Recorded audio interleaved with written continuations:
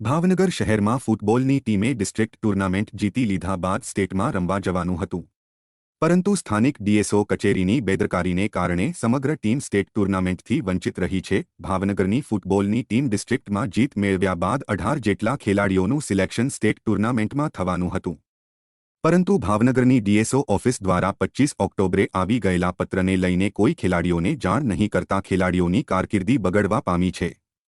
જો કે આ ફૂટબોલ ટીમના એસજીઆઈએફના છેલ્લા વર્ષના ખેલાડીઓ હતા। ખેલાડીની સાથે થયેલા અન્યાયને લઈને ખેલાડીઓમાં નારાજગી પ્રવર્તી ગઈ છે, ત્યારે શું કચેરીના જવાબદાર અધિકારી સામે કાર્યવાહી થશે કે નહીં તે જોવું રહ્યું।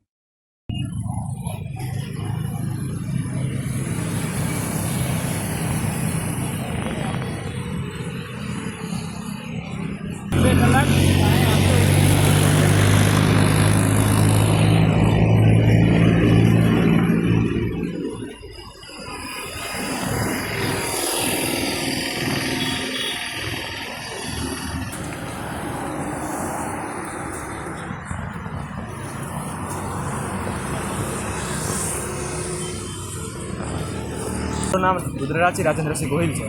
જી, શું તમારી સાથે અત્યારે શું ડીએસ ઓફિસમાંથી થયું છે? એટલે અમે એસજીએફઆઈ ટુર્નામેન્ટ આવે છે, જેમાં પહેલાં ડિસ્ટ્રિક્ટ રમાય છે, પછી સ્ટેટ મેચ આવે છે। ડિસ્ટ્રિક્ટ મેચમાં અમે સિલેક્ટ થઈ ગયેલા છે, જે 18 પ્લેયર છે એ।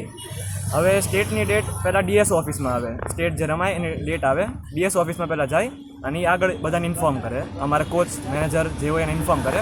પણ આ વખતે એવું બન્યું છે કે ડીએસઓ ઓફિસથી આગળ ઇન્ફોર્મેશન પાસ જ નથી થઈ, એટલે અમને કાંઈ જાણ જ નથી મળી।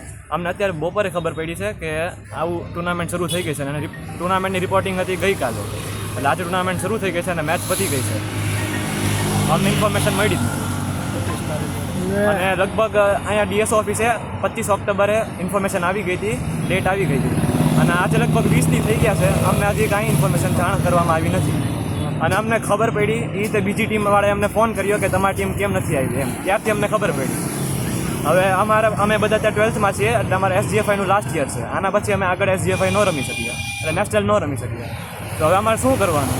આ બધાએ મને ઇન્ફોર્મેશન ન આપી, એની લીધે અમારું તો બગડ્યું ને। અમે હવે કેમને હવે અમારે આગળ શું લાઈન લેવાની?